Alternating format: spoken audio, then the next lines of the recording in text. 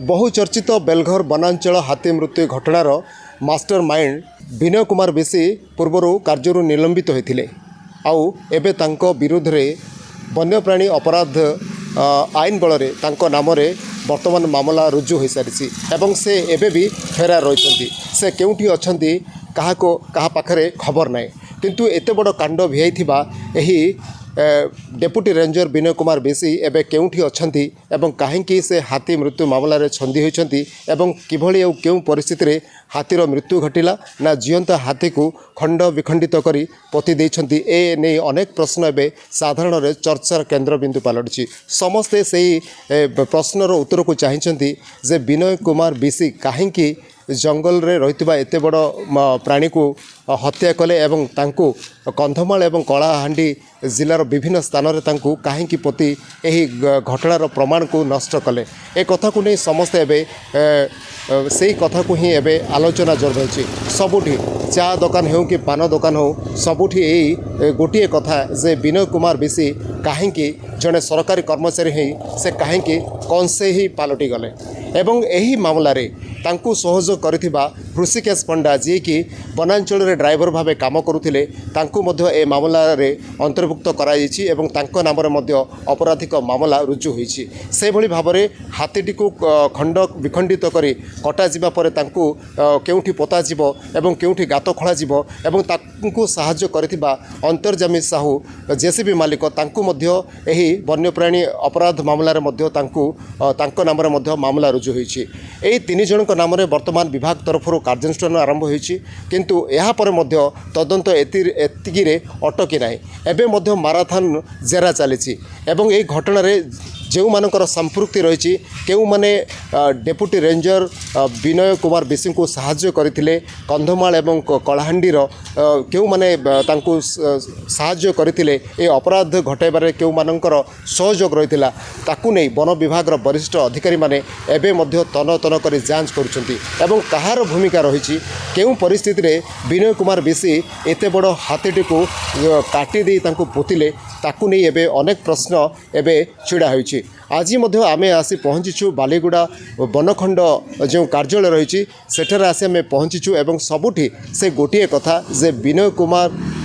बेसी काहेकि एते नृशंस पलटि गले काहेकि एते निर्मम भावे हाथी को हत्या करिबा परे तार खंड विखंडित शव को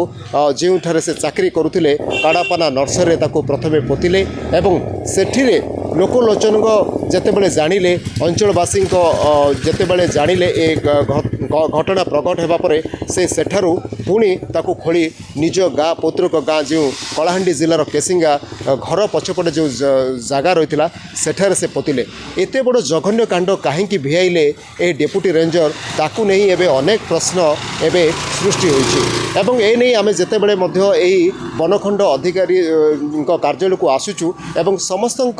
मुहरे तुंडी बंधा जाइछि जेतेबेले गणमाध्यम प्रतिनिधि माने एठाकू आसुछंती एवं से संक्रांत रे जेतेबेले प्रश्न करूछंती काहारी मुहरे मध्य किछि कथा बाहरु नाय समस्त को चुप कर दिया जाइछि एवं एमिति कि आर अपडेट खबर मध्य जेतेबेले गणमाध्यम प्रतिनिधि पचारुछंती विभिन्न अधिकारी को फोन करूछंती कौनसी अधिकारी फोन स्विच ऑफ कर देइछंती तो आउ केतेक फोन रिंग हेले मध्य उठाउ नांती एवं विभाग पाखक ए कार्यालय को आसिले मध्य कौनसी कर्मचारी से नहीं मुह खोलु नांती दिन को दिन रहस्य अधिक बढ़िबारे लागिछि लोकों मनरे मध्य प्रश्न अनेक आसुची किंतु तार उत्तर एवं मध्य कहीं पाई पारु नांती एवं ए तीन जनक नाम अपराधिक मामला रुजु होइथिले मध्य एबे भी डेपुटी रेंजर विनय कुमार बेसी फेरार रही अन्य दुई जन को अटक रखा जाई पचरा उचरा करा जाउथबा जଣା पड़ी एवं एई घटना रे केउ माने आहुरी संपृक्त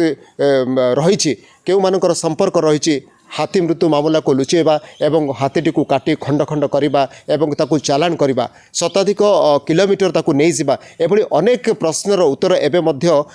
केउठी ना केउठी लुचिकी रही एवं ए नै मध्य बालीगुड़ा डीएफओ घनश्याम महंत मध्य कौनसी गणमाध्यम उत्तर रखिबाकू से नाराज अछंती एवं से कहारी फोन उठाउ नांती काहाकू किछि कहू नांती तो ए घटना रे अन्य केउ मानकर भूमिका रही एवं ताकू नै एबे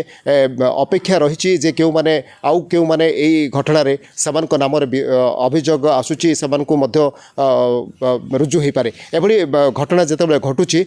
ଏହି ବାଲିଗୁଡ଼ା ବନଖଣ୍ଡର ଯେଉଁ ସବୁ ରହିଛି ସେକ୍ସନ୍ ରହିଛି, ରେଞ୍ଜ ରହିଛି, ସେସବୁ ଅଞ୍ଚଳରେ କାମ କରୁଥିବା ବନ ବିଭାଗର କର୍ମଚାରୀ ମଧ୍ୟ କେଉଁଠି ନା କେଉଁଠି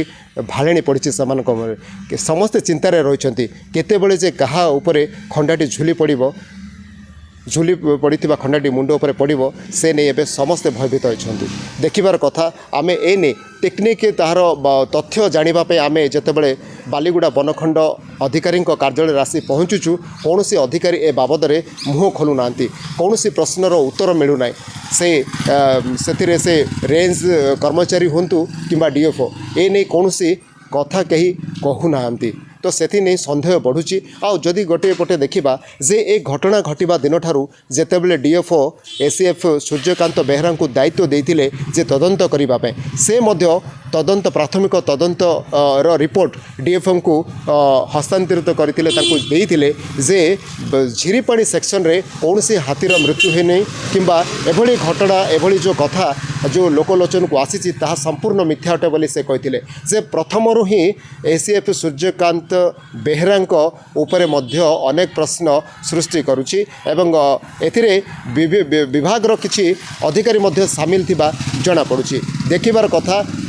ଏଇ ଯେଉଁ ଯେତେ ସବୁ ପ୍ରଶ୍ନ ବର୍ତ୍ତମାନ ସାଧାରଣ ଲୋକଙ୍କ ମନରେ ଅଛି ଏହାର ଉତ୍ତର କେତେବେଳେ ବିଭାଗ ତରଫରୁ ରଖାଯାଉଛି ତାକୁ ହିଁ ଏବେ ଦେଖିବାକୁ ବାକି ରହିଲା। କନ୍ଧମାଳ ଜିଲ୍ଲା ବାଲିଗୁଡ଼ା ବନଖଣ୍ଡ